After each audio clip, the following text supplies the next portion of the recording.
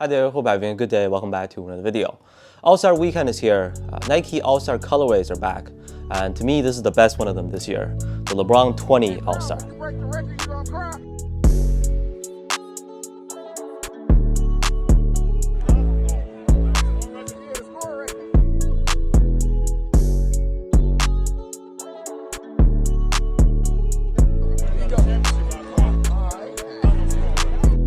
First things first, these have a retail price of $200 US.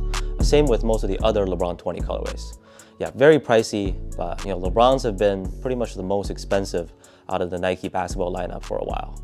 I think it's fair to say that these brought a little bit of excitement back. The All-Star packs used to be a big thing for Nike basketball. This year, they also have the Zoom Freak 4, KD15 releasing at the same time.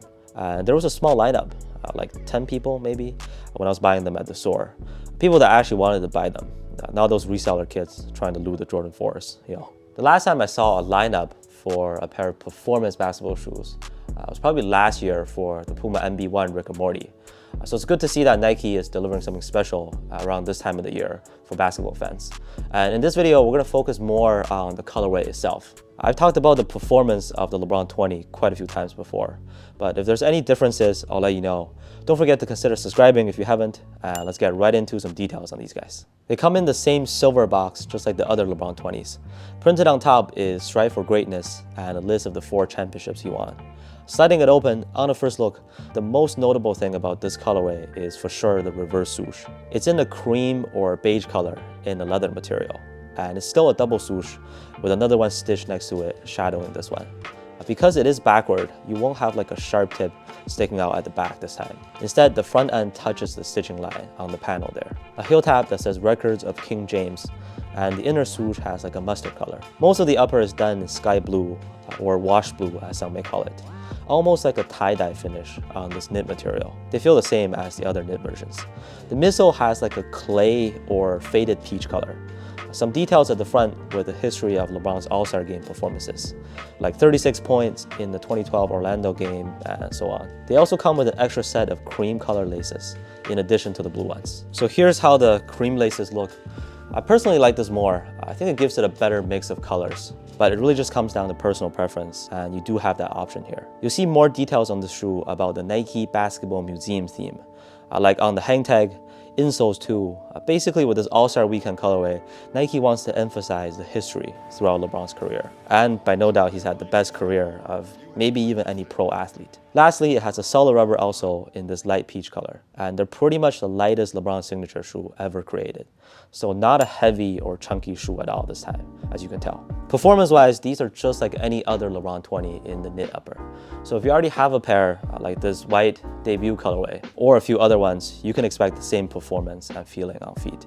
But as a quick rundown, very comfortable, awesome cushion, especially the amount of compression you get in the heel.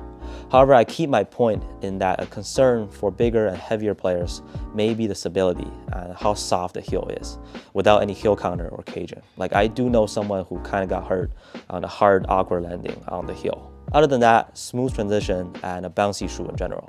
Traction is also fantastic. Now with this pair, the solid rubber also works just fine too. So far with this one, I've just started playing in them obviously. In my usual gym that is very dusty, and I was good to go. Didn't have to break them in or anything. And with the fit, these are true to size. I checked the box label, this pair is made in China. So for those who are concerned about sizing differences, they are right on going true to size. I say this because some of you pointed out the potential differences are pairs made in Vietnam tend to run small. But from my experience, true to size is the best option on all these different colorways. The laces run a little bit short, given how the eyelets are constructed, but no issues with the lockdown and support. Finally, for those wondering about how the leather version compares against the knit version, again, with the leather upper, it'll feel harder on feet, but once you get used to it, it's really just fine. Definitely no major discomfort. The knit upper, like this All-Star colorway, is going to be softer on feet, but lateral containment is not as good. And if you have flat feet like I do, on like sliding movements, you might feel like your feet are protruding out to the side. But this version is lighter and a little bit more breathable. So there is a trade-off. It just depends on what's most important to you or what type of wrap around your feet you prefer. Anyways, that's all for this video on the All-Star colorway of the LeBron 20. I think they look nice, should have good value going forward too, just as something in the collection. But let me know what you think about them down in the comments. Are you planning to cop any of the All-Star colorways from Nike this year? Thank you so much for watching, and I'll see you on the next one.